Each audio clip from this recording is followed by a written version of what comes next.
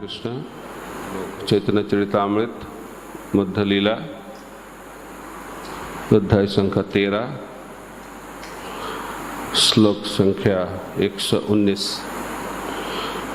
मत गौर श्यामे दोहे ठेला ठेली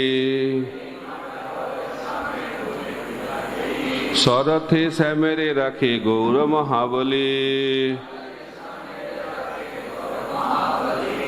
मत गौर श्यामे दोहे ठेला ठेली सौरथे श्यामेरे राखे गौर महाबली। अनुवाद। इस तरह चैतन्य महाप्रभु तथा भगवान जगन्नाथ में ये देखने की होड़ लगी थी कि कौन आगे निकल जाए, किंतु चैतन्य महाप्रभु इतने बलशाली थे कि जगन्नाथ जी को अपने रथ में प्रतीक्षा करनी पड़ती। तात्पर्य। अपने अनुभाष्य में श्रील भक्ति सिद्धांत सरस्वती ठाकुर चैतन्य महाप्रभु के भावावेश का वर्णन इस प्रकार से करते हैं। वृंदावन में गोपियों का साथ छोड़कर महाराज नंद के पुत्र श्री कृष्ण द्वारका में अपनी लीलाओं में संलग्न हो गए। जब कृष्ण अपने भाई बहन तथा अन्य लोगों के साथ द्वारका से कुरुक्षेत्र गए, तब वे वृंदावन के निवासियों से पुनः मिले।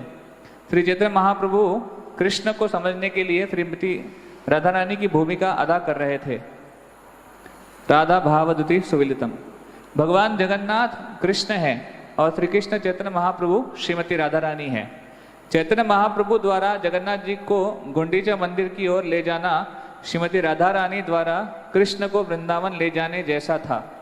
श्री क्षेत्र जगन्नाथपुरी को कृष्ण की परम ऐश्वर्य लीला स्थली द्वारका क्षेत्र माना जाता है, किंतु वे श्री चैतन्य महाप्रभु द्वारा छोटे से गांव वृंदावन ले जाए रहे थे, जहाँ के सारे निवासी कृष्ण के प्रेम से ओतप्रोत हैं। श्री क्षेत्र ऐश्वर्य लीला का स्थल है, जिस तरह वृंदावन माधुर्य लीला का स्थल है। रथ के पीछे पीछे श्री चैतन्य महाप्रभु के चलने का अर्थ ये था कि भगवान जगन्नाथ अर्थात कृष्ण वृंदावन के निवासियों को भूल रहे हैं। यद्यपि कृष्ण ने वृंदावन के निवासियों की उपेक्षा की थी, किंतु वे उन्हें भूला नहीं पाए थे। इस तरह वे अपनी ऐश्वर्यपूर्ण रथ यात्रा में वृंदावन लौट रहे हैं। श्री चैतन्य महाप्रभु श्रीमती राधा रानी की भूमिका में परीक्षा ले रहे थे कि क्या भगवान को वृंदावन के निवासियों की अब भी याद आती है या नहीं। जब चैतन्य महाप्रभु रथ से पिछड़ जाते तो जगन्नाथ देव अर्थात स्वयं श्री कृष्ण श्रीमती राधा रानी के मन को जान लेते। इसीलिए कभी कभी जगन्नाथ जी ये दिखाने के लिए नाचते हुए महाप्रभु से पिछड़ जाते कि वे श्रीमती राधा रानी को भूले नहीं हैं। इस तरह इस जगह भगवान जगन्नाथ रथ के आगे बढ़ना रोक लेते और पूरी तरह रथ रोककर प्रतीक्षा करते। इस तरह जगन्नाथ जी ने स्वीकार किया कि श्रीमती राधा रानी के भाव के बिना वे संतुष्ट नहीं होंगे। जब जगन्नाथ जी इस तरह प्रतीक्षा करते तो गौर सुंदर चैतन्य महाप्रभु अपने श्रीमती राधा रानी के भाव में कृष्ण के आगे आ जाते। ऐसे अवसरों पर भगवान जगन्नाथ बहुत धीरे धीरे आगे बढ़ते। इस तरह की पारस्परिक होड़ कृष्ण तथा राधा रानी के प्रेम व्यापार का अंग थी। महाप्रभु द्वारा जगन्नाथ के लिए और जगन्नाथ द्वारा श्रीमती राधा रानी के लिए जो भाव की प्रतिस्पर्धा थी, उसमें चैतन्य महाप्रभु विजयी हुए। मुखम करति वाचलम पंगुल्लंघायते गिरिं यत्कृपातमहं वंदे श्री गुरुतारिणं परमानंद माधवम श्री चैतन्य। हरे कृष्णा। चैतन्य चरितामृत में एक एक वर्ष में इतना सुंदर कृष्णदास कविराज गोस्वामी महाप्रभु का हृदय को बता रहे हैं। इससे पता चलता है कृष्णदास कविराज गोस्वामी महाप्रभु के अंतरंग भक्त हैं, क्योंकि जो अंतरंग भक्त होते हैं वो भगवान का जो हृदय वो समझ लेते हैं। इस दुनिया में भी जिसके साथ प्यार होता है तो जो प्यार करते हैं वो जान लेते हैं उसके हृदय में क्या चल रहा है। यही प्रेम का लक्षण है।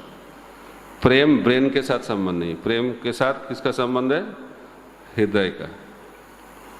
तो हम लोग ब्रेन से सब समझने का कोशिश करते हैं, तब ये जो लीला हो रहा है ब्रेन से समझ नहीं पाओगे। इसके लिए क्या होना चाहिए? हृदय का भाव होना चाहिए, तब समझ में आएगा। थोड़ा थोड़ा आएगा। जितना भगवान हम लोगों को कृपा करेंगे उतना हम लोग समझ पाएंगे। तो श्रील भक्ति सिद्धांत सरस्वती गुरु प्रभुपाद बहुत सुंदर इसके अनुभाष्य दे रहे हैं। वो बता रहे हैं कैसे महाप्रभु और जगन्नाथ, ये दोनों भगवान जगन्नाथपुरी धाम में रथ यात्रा के उत्सव में कैसे भावों का प्रकाश कर रहे हैं। तो महाप्रभु राधा रानी की जो भाव उसको अपनाया और जगन्नाथ कृष्ण भगवान का भाव, दोनों ही कृष्ण हैं। तो जब कृष्ण राधा रानी का विरह अनुभव करते हैं तब जगन्नाथ बन जाते हैं, और जब कृष्ण भगवान राधा रानी का कृष्ण का विरह अनुभव करते हैं तब महाप्रभु बन जाते हैं। एक अद्भुत भाव का प्राकट्य हम लोग दर्शन कर रहे हैं। तो इधर महाप्रभु रथ यात्रा के समय अब जानते हैं 7 कीर्तन मंडली,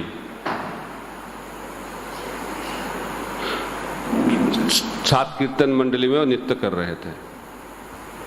तो हम लोग चर्चा कर रहे थे 7 कीर्तन ग्रुप रथ यात्रा में जगन्नाथ जी के सामने, जगन्नाथ जी के 2 तरफ और जगन्नाथ जी के पीछे। तो 4 सामने, 2 ग्रुप दोनों तरफ और 1 ग्रुप पीछे। तो 7 ग्रुप में कीर्तन हो रहा था। तो आज विजुअलाइज कीजिएगा, क्योंकि आज हमारा रथ यात्रा होगा, 3 रथ तो नहीं है, 1 रथ होगा, फिर भी। तो भगवान श्री चैतन्य महाप्रभु जो कीर्तन ग्रुप दिया है, तो 6 कीर्तनिया थे एक ग्रुप में, और 1 लीड सिंगर, 6 में 1 लीड सिंगर। सबका नाम डिटेल्स में बताया गया है, कौन ग्रुप में कौन लीड सिंगर थे और कौन कोरस में थे, सब बताया गया है। और 2 मृदंग प्लेयर, एक ग्रुप में 2 मृदंग प्लेयर और 1 डांसर, लीड डांसर। सब लोग नृत्य कर रहे थे, लेकिन 1 लीड डांसर थे। कैसा होगा एक दृश्य। और 7 ग्रुप में महाप्रभु नृत्य कर रहे हैं एक साथ। जैसे रासलीला में कृष्ण भगवान विस्तार किए थे खुद को, इसी तरह रथ यात्रा में चैतन्य महाप्रभु 7 रूपों में खुद को विस्तार किया। लेकिन हर ग्रुप के भक्त लोग सोच रहे महाप्रभु हमारे साथ ही है, उसको पता नहीं चल रहा है अलग ग्रुप में क्या चल रहा है। इसलिए हम लोग को सोचना चाहिए, समझना भी चाहिए, जो भक्त जो रस में है उसमें पूर्ण रूप से संतुष्ट होते हैं। हमारा इस दुनिया में असंतुष्टि है, वो लगता है वो अच्छा है, अच्छा है। कंपेयर कौन सा दुनिया में होता है? इस दुनिया में होता है। तो राधा रानी एक भाव में भगवान का सेवा करते हैं, यशोदा मैया एक भाव से भगवान का सेवा करते हैं, लेकिन वो लोग नहीं सोच रहे वो अच्छा कर रहा है कम कर रहा है, ऐसा कोई भाव नहीं है। सब लोग पूर्ण रूप से संतुष्ट हैं। तो ये भक्ति का लक्षण है, संतुष्टि।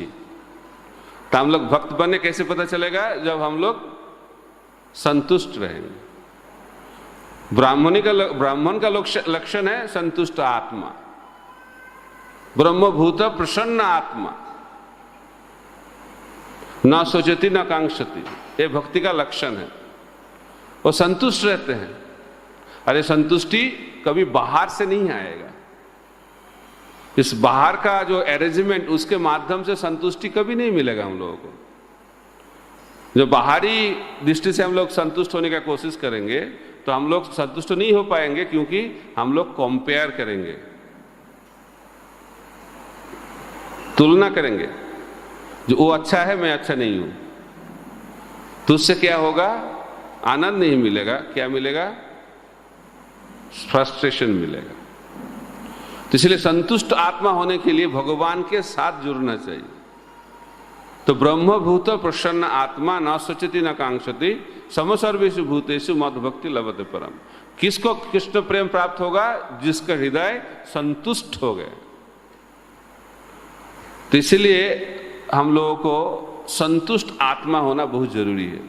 ये भाव को समझने के लिए चैतन्य महाप्रभु को जो भाव आया वो समझने के लिए पहला क्वालिफिकेशन है हमारा हृदय भी संतुष्ट होना चाहिए, तब हृदय में ये सब लीला प्रकट होगा। तो प्रतापरुद्र महाराज, सार्वभौम भट्टाचार्य, ये सब भक्तों लोग देख रहे हैं, चकित हो गए कैसे महाप्रभु नृत्य कर रहे हैं। और नृत्य में कैसे हो रहा था? महाप्रभु बता रहे हैं चैतन्य चरितामृत में, एक आग का गोला जब घूमते हैं तो सर्कल बन जाता है ना। महाप्रभु को कोई देख नहीं पा रहा था, एक आग का सर्कल दिखाई पड़ रहा था। कैसा नृत्य होगा? ये कर पाओगे? हम लोग सर्कल में तो बहुत एक्सपर्ट हुए, ऐसे सर्कल लोग कर पाओगे? तब ठीक है। तो ऐसा भाव, और ऊपर जा रहे थे और नीचे गिर रहे थे। डोंट इमिटेट, कुछ प्रॉब्लम होगा। तो भक्त लोग सोच रहे थे सब कुछ खत्म हो जाएगा, लेकिन कुछ नहीं हो रहा है महाप्रभु, क्योंकि प्रेम में ऐसा हो रहा है। और महाप्रभु को देखने के लिए इतने लोगों का भीड़ हो गया है, तो महाप्रभु को सुरक्षित रखने के लिए सिक्योरिटी डिपार्टमेंट एक्टिव हो गया।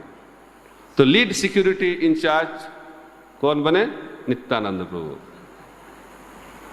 तो इसीलिए इसको असिस्टेंट बनना है तो सिक्योरिटी इंचार्ज बनना पड़ेगा, देखिए नहीं? तो हम लोग सोचते सिक्योरिटी सेवा उतना अच्छा नहीं है, लेकिन नित्यानंद प्रभु जो संकीर्तन आंदोलन का लीडर है, वो अभी महाप्रभु का सिक्योरिटी गार्ड बना। ठीक है, सेवा। तो ये वो सिक्योरिटी है। तो आप कैसे सीखो? मैं ब्रह्मचारी हूं, मैं ब्राह्मण हूं, मैं सिक्योरिटी कैसे बन सकता? ये कृष्ण सेवा में ऐसा भाव नहीं होना चाहिए। तो नित्यानंद प्रभु दिखा रहे सबसे बड़ा भक्त, सबसे बड़ा प्रचारक, वो अभी कौन सा सेवा कर रहे हैं? महाप्रभु को सुरक्षा देकर पहला सर्कल में वो लीडिंग दे रहे हैं। महाप्रभु को घेर लिया पहला सर्कल में। सेकेंड सर्कल भी हुआ एक उधर, और कई भक्त लोग उसको सेकेंड सर्कल को बना लिया। और थर्ड सर्कल में जो सबसे टॉप होगा, उधर प्रतापरुद्र महाराज खुद राजा बन गए सिक्योरिटी इंचार्ज। इससे महाप्रभु का सुरक्षा हो रहा है, ऐसे वर्णन किया गया है चैतन्य चरितामृत में। तो जब ऐसा नृत्य हो रहा था तब क्या हो रहा था? और कुछ आवाज सुनाई दे रहा था, सिर्फ कृष्ण नाम, मृदंग, करताल का आवाज पूरा दुनिया को सुनाई पड़ रहा था, और कुछ आवाज नहीं आ रहा था। इतना सुंदर कीर्तन हो रहा था। तब महाप्रभु का भाव प्रकट हो गया। तब महाप्रभु नृत्य छोड़ के शरद दामोदर को बोला, गाना गाओ। तब शरद दामोदर गोस्वामी इधर है, कौन सा गाना गा रहे थे? राधा रानी की भाव का गाना। तो राधा रानी कैसे कृष्ण को देख के भाव को प्रकटित किया कुरुक्षेत्र में, उस भाव को प्रकटित किया गीत के माध्यम से। तब महाप्रभु पागल जैसा हो गया। तब महाप्रभु क्या किया? अभी चेक कर रहे कैसा जगन्नाथ जी का भाव क्या है, अभी कृष्ण का क्या भाव है, उसको चेक कर रहे हैं अभी चैतन्य महाप्रभु राधा रानी के भाव में। तो पीछे चले गए, रथ के पीछे। तो रथ के पीछे चले गए means out of sight out of mind हो जाना चाहिए। हम लोग बोलते हैं ना, out of sight out of mind. और चेक कर रहे हैं महाप्रभु, आउट ऑफ साइट और आउट ऑफ माइंड ऐसा हुआ कि नहीं जगन्नाथ। तो जगन्नाथ बोले, नहीं मेरे को तो चेक करोगे तो मैं तो आपका चेकिंग में पास करूंगा ही। तो रथ बंद हो गए जाना। तब महाप्रभु जब देखे रथ आगे नहीं बढ़ रहा है, जगन्नाथ का भाव भी पता चल गया महाप्रभु को, कृष्ण राधा रानी को भूला नहीं। तब क्या हुआ, महाप्रभु पीछे से सामने आ गए। जब सामने महाप्रभु आ गए रथ के सामने, तब जगन्नाथ धीरे धीरे चलना चालू किया। यही श्लोक में बता रहा है। दोनों का होर ठेला ठेली चल रहा था। तो कुछ समय महाप्रभु पीछे, कुछ समय सामने, सामने पीछे, सामने पीछे, ऐसे चल रहा था लीला। तो इस लीला को चैतन्य चरितामृत में कृष्णदास कबीरदास गोस्वामी वर्णन कर रहे हैं। तो रथ यात्रा क्यों होता है, तो हम लोग थोड़ा सा चर्चा किए थे। ये रथ यात्रा अनादिकाल से हो रहा है। इट इज बियॉन्ड टाइम, अनादिकाल से हो रहा है। तो इंद्रद्युम्न महाराज जब जगन्नाथ भगवान को प्रकट किए, तब वो 3 वर मांगे जगन्नाथ से। पहला वर उन्होंने मांगा, मेरा कोई पुत्र संतान ना हो। तो जगन्नाथ ने पूछा, सब लोग तो मेरे पास आते हैं संतान मांगने के लिए, आप तो उल्टा वर मांग रहे हो, क्यों? तो जगन्नाथ ने बताया, इंद्रद्युम्न महाराज ने बताया, मैंने इतना बड़ा मंदिर बनाया, तो मेरा बेटा का जन्म होगा तो बेटा बोलेगा मेरा पिताजी का मंदिर है, आपका मंदिर बोलेगा नहीं। तो इसीलिए ना रहेगा बांस, ना बजेगा बांसुरी, कोई पुत्र संतान नहीं होना चाहिए। तो जगन्नाथ जी तो बोल दिया तथास्तु। तो इंद्रद्युम्न महाराज से खुश हो गए, लेकिन उनके पत्नी दुखी हो गए, मां नहीं बन पाए। तो मेरा क्या होगा? तो जगन्नाथ ने बताया, कोई समस्या नहीं। ये जो जगह है, जगन्नाथ किधर प्रकटित हुए? उस जिधर सुंदराचल में प्रकट हुए, उधर यज्ञ हुआ, नृसिंहदेव का प्रकट उससे पहले हुआ, उस स्थान में जगन्नाथ विग्रह का प्राकट्य लीला हुआ है। तो उसको कहते हैं महावेदी। उस जगह जिस सिंहासन में भगवान सुंदराचल में बैठते हैं उसको कहते हैं महावेदी, और नीलाचल में जो वेदी उसको कहते हैं रत्न वेदी। और जो दर्शन देते हैं नीलाचल धाम में, वो अलग से दर्शन है, और जो सुंदराचल में दर्शन उसको कहते हैं आरोप दर्शन। उसके बारे में हम लोग चर्चा करेंगे। तो इंद्रद्युम्न महाराज की पत्नी का नाम गुंडीचा देवी। तो उन्होंने बताया, ये मंदिर का नाम गुंडीचा मंदिर होगा, और मैं आपका पुत्र जैसा लीला करूंगा, और पितृ का जो कर्तव्य है मैं निभाऊंगा। तो इसलिए भगवान अभी भी, आज तक भी आ जाते हैं पितृपक्ष में मदन मोहन के स्वरूप में गुंडीचा मंदिर में आके श्राद्ध करके चले जाते हैं। तो उन्होंने बताया, मैं साल में एक बार आपके मंदिर में जरूर आऊंगा। इसीलिए जगन्नाथपुरी में रथ यात्रा को कहते हैं गुंडीचा यात्रा। गुंडीचा यात्रा का मतलब भगवान गुंडीचा मंदिर में रहेंगे। तो कितने दिन रहेंगे? ये यात्रा 9 दिन का होता है। तो इसको 9 दिन का यात्रा भी कहते हैं। और हमारा क्या भाव है, गौड़ीय वैष्णवों का भाव, तो हम लोग चर्चा किए थे। चैतन्य महाप्रभु वो भाव को प्रकट किए। जैसे कृष्ण कुरुक्षेत्र में ब्रजवासियों के साथ मिले, राधा रानी भी कृष्ण के साथ मिले, तब उसको रथ को लेके खींच के वृंदावन की तरफ ले जा रहे थे। ये व्याख्या हम लोग सुनते हैं, लेकिन कृष्ण ने बताया और भी कुछ काम है, कुछ दिन के बाद मैं वृंदावन आ जाऊंगा, लेकिन अभी जाना संभव नहीं है। तो कैसे भगवान वृंदावन आए उसका वो लीला हम लोग विस्तार में चर्चा किए। तो कृष्ण कुछ दिन के बाद द्वारका से वृंदावन आए। यह रथ यात्रा। इन कुरुक्षेत्र में वो भाव प्रकटित हुआ था, उस भाव को चैतन्य महाप्रभु ने रथ यात्रा के समय प्रकट किए। लेकिन कुरुक्षेत्र से भगवान वृंदावन नहीं गए। भगवान कब वृंदावन गए? द्वारका से वृंदावन गए। तो रथ यात्रा का मतलब द्वारका से वृंदावन का यात्रा, इसको गुंडीचा यात्रा कहते हैं, रथ यात्रा कहते हैं। तो रथ यात्रा में क्या भाव है? औदार्य भाव। अभी जो भाव का हम लोग चर्चा किए ये माधुर्य भाव, लेकिन जगन्नाथ जी का भाव भी औदार्य भाव भी है, क्योंकि कलियुग में ये औदार्य भाव ज्यादा से ज्यादा प्रकट किए चैतन्य महाप्रभु ने और जगन्नाथ भगवान ने। औदार्य भाव, क्योंकि जगन्नाथ जी का कोई जो दर्शन करेगा, श्री मंदिर में जब दर्शन होगा उससे तो जगन्नाथ जी का बहुत कृपा मिलता है, लेकिन कृपा का जो पराकाष्ठा वो धीरे धीरे प्राप्त होता है। तो जब कृपा देने के लिए इतना उनका उत्साह हो जाता है तब वो मंदिर में नहीं रहते हैं। जगन्नाथ मंदिर में जगन्नाथ जी का सेवा करने के लिए बहुत रूल्स रेगुलेशंस है, स्ट्रिक्ट नियम,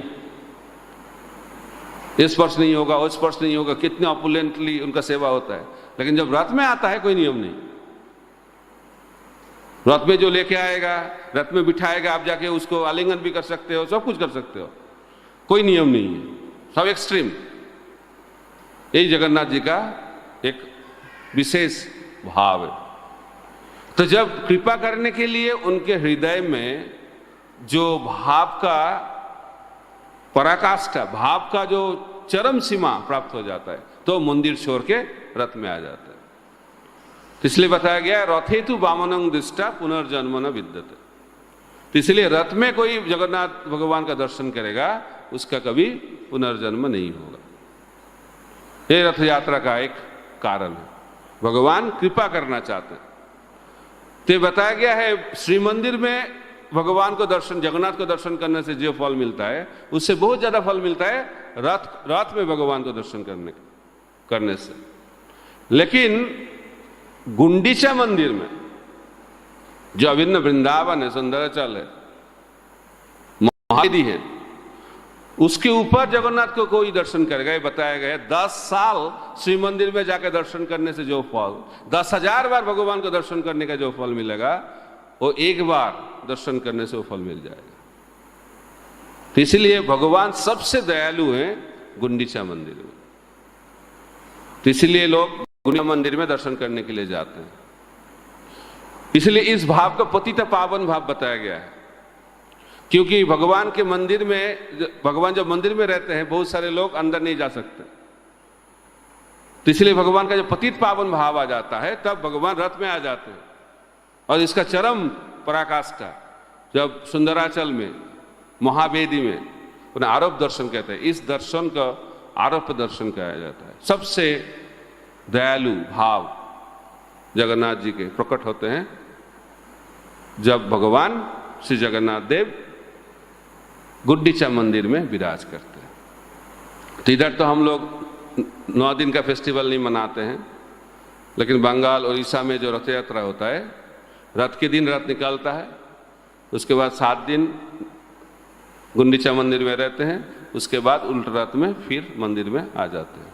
इसको कहते हैं पूर्ण रूप से रथ यात्रा महोत्सव, जैसे महाप्रभु ने किए, जैसे नीलाचल धाम जगन्नाथपुरी में होता है, ये 9 दिन का फेस्टिवल। तो पहला निंदोदुम्न महाराज को क्या वरदान मिला? पुत्र संतान नहीं होगा। दूसरा वर क्या मिला उनको? उन्होंने बताया आपको सोना नहीं चाहिए, आपको दर्शन देना चाहिए, दिन रात हमेशा दर्शन देना चाहिए। तो रात में 2 घंटा सोते हैं भगवान जगन्नाथ, लेकिन उस टाइम दर्शन भूलोक के लिए बंद हो जाता है, लेकिन स्वर्गलोक से आ जाते हैं देवता लोग, वो लोग आके दर्शन करते हैं। भगवान जगन्नाथ का नींद नहीं होता है कि नहीं? नींद कैसे होगा? नींद होने के लिए तो आंख अलग से होना चाहिए ना, आईलिड्स होना चाहिए, क्या बोलते हैं उसको? पलक। तो पलक नहीं रहेगा तो कैसे नींद आएगा? अपलक नयन कहते हैं जगन्नाथ जी का, तो नींद नहीं आता है उनको, दर्शन देते रहते हैं। ये दूसरा वरदान। तीसरा, ये अच्छा है, उन्होंने बताया आपका हाथ कभी सूखेगा नहीं। भोग लगाएंगे, हाथ धोएंगे, हाथ सूखने से पहले दूसरा भोग आ जाएगा। जगन्नाथ भाई बोला बहुत अच्छा, तथास्तु। क्योंकि जगन्नाथ भगवान है ईटिंग गॉड। श्रील प्रभुपाद हम लोगों को 2 गॉड दिए हैं, 2 भगवान, एक चैतन्य महाप्रभु या डांसिंग गॉड, और जगन्नाथ जी ईटिंग गॉड। तो जब भूख खाके जब भूख लगेगा प्रसाद लीजिएगा, उसके बाद डांसिंग करो, फिर भूख लगेगा ईटिंग करो, ईटिंग डांसिंग करके करके गोलोक वृंदावन में घुस जाओ। कठिन है, फिर भी अच्छा नहीं लगता है। लोग बोलते ध्यान करना चाहिए, अष्टांग जो करना चाहिए, तब भगवान के पास पहुंच सकते हैं। लोग बोलते हैं ना कलियुग में संभव नहीं, अष्टांग जो करोगे तो क्या होगा, नींद आ जाएगा। तो एक भक्त ने आके बताया प्रभुपाद को, भक्त नहीं एक व्यक्ति ने आके प्रभुपाद जी को, मैंने ध्यान करके आया, बहुत फ्रेश लग रहा है। प्रभुपाद जी को फ्रेश लगा, इतना अच्छा सुंदर अच्छा नींद हुआ तो फ्रेश तो लगेगा ही। तो आंख बंद होता है तो क्या हो जाएगा, नींद आ जाएगा। हम लोगों को भी पता चलता है जॉब के समय ना, जो लोग ज्यादा कंसंट्रेशन लेके जॉब करना चाहते हैं उसका नींद आ जाता है, क्योंकि ये कलियुग का लक्षण है। तो इसीलिए भगवान जानते हैं, इसीलिए जब छोड़ के हम लोगों को कीर्तन में ज्यादा ध्यान देना चाहिए। तो रथ यात्रा में हम लोग कीर्तन में नींद आना बहुत कठिन है। मैंने देखा, मैंने कुछ भक्तों को देखा, वो खड़ा होके भी सोते हैं। मैंने देखा वो मंगल आरती में कीर्तन चल रहा है, सब लोग नृत्य कर रहे हैं, लेकिन वो पिलर के सामने पास खड़ा होके सो रहे। एक्सपर्ट है, इसलिए अभ्यास करना पड़ेगा ऐसा नींद। लेकिन बैठ के नींद आ जाता है और सो के तो आता है। तो इसीलिए भगवान जानते हैं, इसीलिए भगवान ने ऐसा प्रोसेस दिया, उसमें हम लोगों को नींद नहीं आएगा। प्रसाद लो, कीर्तन करो, नाचो गाओ भक्त संगे, करो संकीर्तन, एमोनी मधुर महाप्रभुर वचन। हम लोग इतने सारे चीज सुन रहे हैं, लेकिन समटाइम्स क्या होता है, हम लोगों का एसेंस मिस हो जाता है। गीता पढ़ लेते हैं, भागवत पढ़ लेते हैं, चैतन्य चरितामृत पढ़ लेते हैं, उसके बाद प्रश्न पूछते क्या करना चाहिए प्रभु जी। तो गीता पढ़ने से भाग क्या फायदा हुआ, बहुत सारे श्लोक भी हो गया, भक्ति शास्त्री, भक्ति वैभव, भक्ति वेदांत भी हो गया, लेकिन उसके बाद कुछ पूछ रहे क्या करना चाहिए। तो क्या करना चाहिए, तो इसीलिए उसके लिए इतना घंटा आपने पढ़ाई किया, उसके बाद पता नहीं चल रहा है क्या करना चाहिए। तो यही समस्या है कलियुग में। तो टू मच एनालिसिस करने से क्या होता है, एसेंस मिस हो जाता है। हम लोगों को जप करना चाहिए, ये एसेंस है। गीता पढ़ लिया, गीता का एसेंस क्या है, मनमना भव। भागवत का एसेंस है हरिनाम संकीर्तन करो। और चैतन्य चरितामृत में बताते हैं कैसे हरिनाम संकीर्तन करना चाहिए, ये तो एसेंस है। तो चैतन्य चरितामृत में जो लिखा है उसका एसेंस रथ यात्रा में होता है। रथ यात्रा में प्रसाद महाप्रभु ने दिखाया कैसे वो अर्ली मॉर्निंग उठ गए, भगवान श्री चैतन्य महाप्रभु नहा के चले गए पहंडी विजय देखने के लिए। पहंडी विजय, पांडु विजय बोलते हैं, पहंडी विजय बोलते हैं।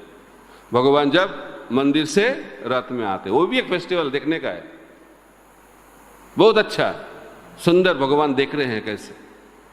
उसके बाद रथ यात्रा चालू होता है। रथ यात्रा खत्म होने के बाद एक साथ चैतन्य महाप्रभु भक्तों को लेकर प्रसाद लेते हैं। तो इसीलिए ये festival, Rath Yatra festival is a festival of joy. आनंद प्राप्त करना है तो रथ यात्रा फेस्टिवल में भाग लेना चाहिए। इसलिए प्रभुपाद जी इस फेस्टिवल को चालू किया विदेश में भी। तो आप तो जानते हैं कैसे फेस्टिवल चालू हुआ, फिर भी आज सुन लेते हैं। तो क्या हुआ, प्रभुपाद जी के एक शिष्य प्रभुपाद जी को एक छोटा सा जगन्नाथ दिया। उसको पता नहीं था जगन्नाथ है, थोड़ा सा डॉल जैसा, पुतली जैसा दे दिए प्रभुपाद जी। प्रभुपाद प्रणाम करने लगे। तो उन्होंने सोचा मैंने तो एक डॉल दिया है तो प्रणाम कर क्यों कर रहे हैं? वो प्रभुपाद बोला ये जगन्नाथ भगवान है। अच्छा तो प्रभुपाद जी बोला एक ही था क्या? मुझे ना और दो था, ये तो काला और एक पीला और एक सफेद दोनों था, मुझे उन दोनों को लेके आओ। लेकिन वो ना किसी को ना बोल के लेके आए थे, चोरी करके लेके आए थे। तो उन्होंने तो सोचा प्रॉब्लम हो गया, एक को चोरी किया फिर दूसरे बार चोरी करना पड़ेगा, क्योंकि तो जब बोलेंगे लेके वो दोनों चाहिए तो पता चल जाएगा, वो दोनों को भी लेके आ गए। तो प्रभुपाद जी ने बताया भगवान है, इसको ठीक से रखना चाहिए, अच्छे से सेवा करना चाहिए, make sure he is very comfortable. तो उसको तो पता नहीं भगवान है, ये सब तो पता नहीं है। तो उन्होंने क्या किया, उन्होंने सोचा हम लोग तो मॉर्निंग वॉक में जाते हैं, तो जगन्नाथ को भी लेके मॉर्निंग वॉक में चले गए। तो प्रभुपाद जी दर्शन करने के लिए आए, ऑल्टर में जगन्नाथ नहीं है, किधर गया किधर गया? तो उन्होंने बताया, प्रभुपाद आपने तो बताया था, उनको थोड़ा अच्छा फीलिंग देने के लिए, तो उनको लेके बीच में चले गए मॉर्निंग वॉक के लिए। प्रभुपाद जी बोले भगवान को ऐसे बीच में लेके नहीं जाना चाहिए, उनको मंदिर से निकालना है, उसके लिए भी एक फेस्टिवल होता है, उसको ही पता कोई पता नहीं, तो उसको कहते हैं रथ यात्रा फेस्टिवल। तो प्रभुपाद जी ने रथ यात्रा फेस्टिवल चालू कर दिया।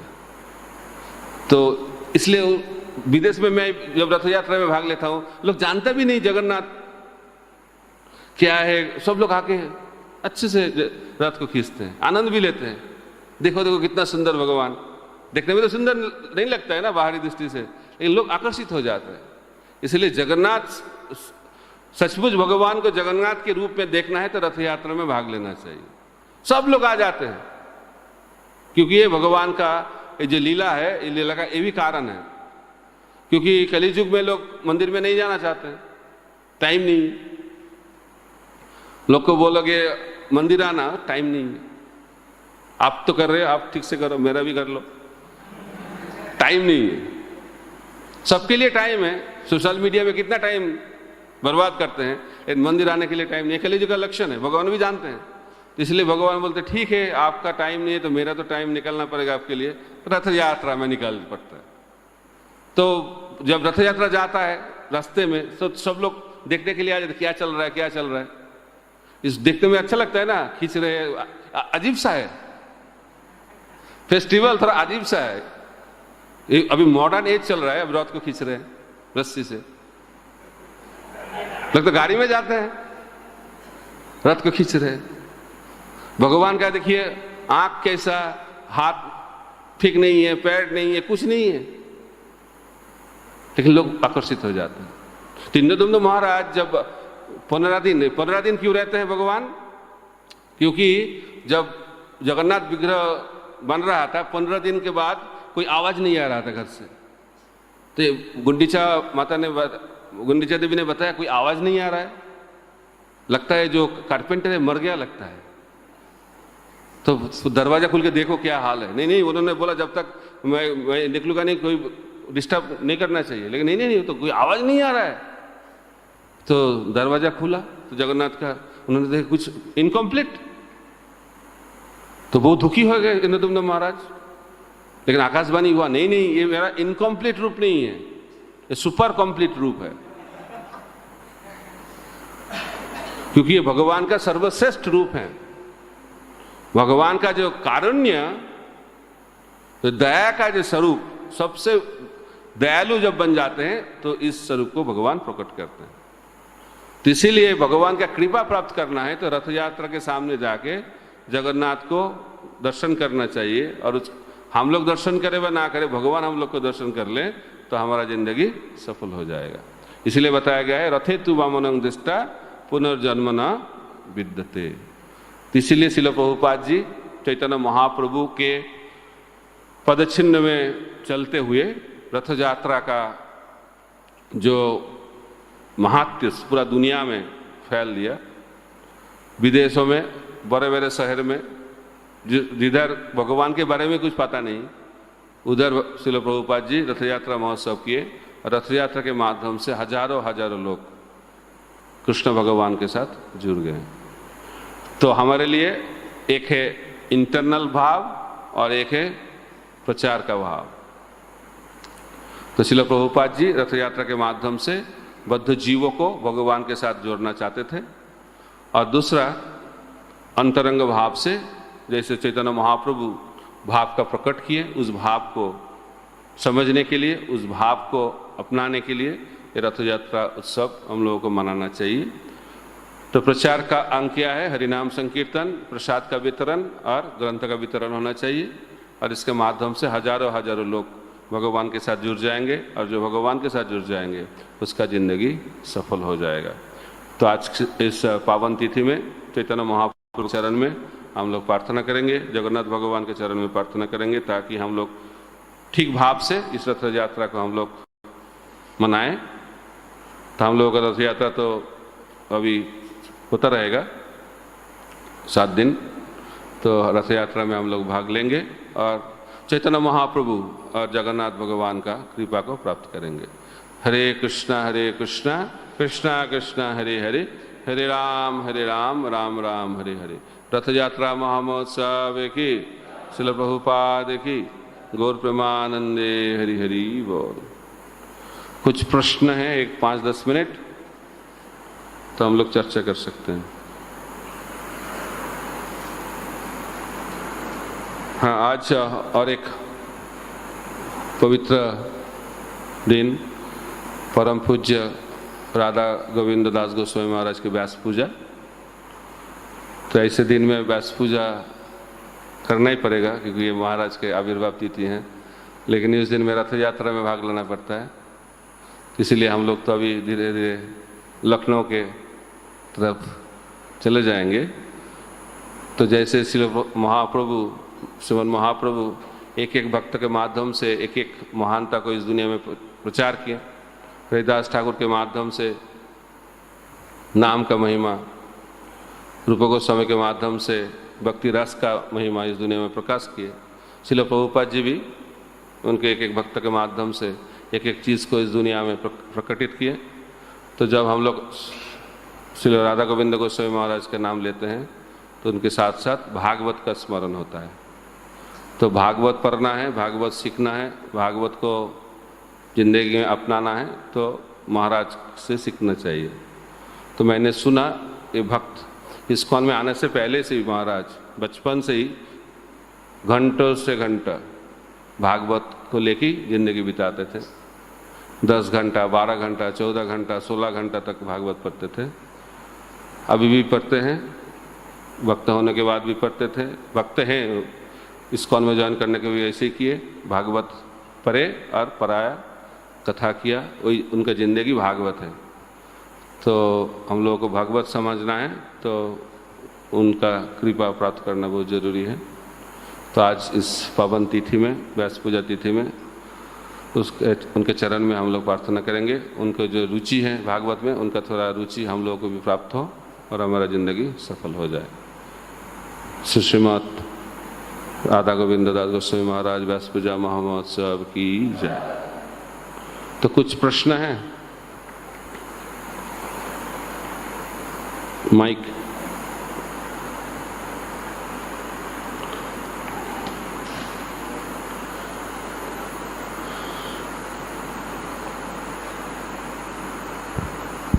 हरे कृष्ण महाराज जी, धन्यवाद महाराज जी इतनी सुंदर कथा के लिए। महाराज जी, जैसे स्टार्टिंग में श्रील प्रभुपाद जी का तात्पर्य आया था, तो उसमें लिखते हैं कि चैतन्य महाप्रभु स्वयं राधा रानी हैं और जगन्नाथ जी जो हैं स्वयं कृष्ण हैं। तो एक दो जगह मैंने और भी रीड किया है कि कैसे अगर किसी व्यक्ति में भाव आ जाए किसी का, तो वो व्यक्ति जिसका भाव आया वो व्यक्ति बन जाता है, ऐसा कुछ। तो महाराज जी, लेकिन मतलब हैं तो कृष्ण ना असलियत में, तो सिर्फ भाव ही तो लग राधा रानी का है, तो हम कैसे कह सकते हैं कि वो लग राधा रानी ही हैं? राधा रानी को भाव लेके आए, कृष्ण है, कॉन्स्टिट्यूशनली कृष्ण है, लेकिन भाव में राधा रानी के भाव। तो कॉन्स्टिट्यूशन तो चेंज हो गया ना, बिकॉज भाव। कॉन्स्टिट्यूशन कैसे चेंज होगा? वो भगवान है, वो राधा रानी नहीं है। राधा रानी तो राधा रानी है, लेकिन राधा रानी का जो भाव उसको अपनाया। जब कृष्ण राधा रानी का भाव अपनाते हैं तो चैतन्य महाप्रभु बन जाते हैं। लेकिन चैतन्य महाप्रभु कृष्ण दोनों ही भगवान है। कृष्ण वर्णं तिसा कृष्णं इस श्लोक में बताया गया है। दोनों ही कृष्ण हैं, स्वयं भगवान, इन भाव का अंतर। जैसे महाराज मैं एक एग्जांपल से समझने की प्रयास कर रहा था। जैसे हम बोलते हैं कि जो चीनी है उसकी मिठास अलग नहीं कर सकते हैं उससे, क्योंकि वो उसका कॉन्स्टिट्यूशन है। ऐसे भाव तो वही सेम चीज़ हुई ना महाराज? क्या? जैसे उसका जो कॉन्स्टिट्यूशन है वो भाव ही तो हुआ ना महाराज। जैसे जो चीनी का जो मिठास है उसको अलग नहीं किया जा सकता है। तो अगर वो मिठास है मतलब तो वो चीनी है। हाँ, तो ऐसे इसलिए चैतन्य महाप्रभु भगवान है, अलग कभी के नहीं कर सकते। ठीक है ना? भाव राधा रानी का है, भाव अलग है, लेकिन कॉन्स्टिट्यूशनली भगवान है। चीनी चीनी है ना, इसलिए भगवान भगवान ही। हरे कृष्ण। समझ में नहीं आया, पता चल रहा, बाद में चर्चा करेंगे। और ठीक है, और कुछ?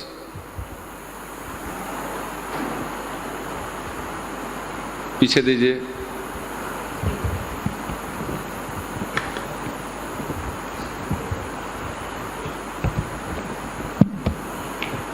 हरे कृष्ण महाराज, जो अभी हम टेम्पल देखते हैं जगन्नाथपुरी में, जो अभी श्री मंदिर है, उसका कुछ इतिहास महाराज, कब बना, किसने बनाया इत्यादि? हजारों साल पहले, एग्जैक्ट ईयर मैंने भूल गया, कितना होगा, 1200 1400, मैंने भूल गया। ये जो इंद्रदुम्न का बना हुआ, महाराज का बना हुआ मंदिर नहीं है। बार बार प्रकट होते हैं, अप्रकट होते हैं, बताया गया है पुराणों में। ठीक है, इंद्रदुम्न महाराज जो मंदिर बनाए हो तो बहुत साल पहले, सैकड़ों साल पहले, ठीक है, लाखों साल पहले, सत्ययुग में।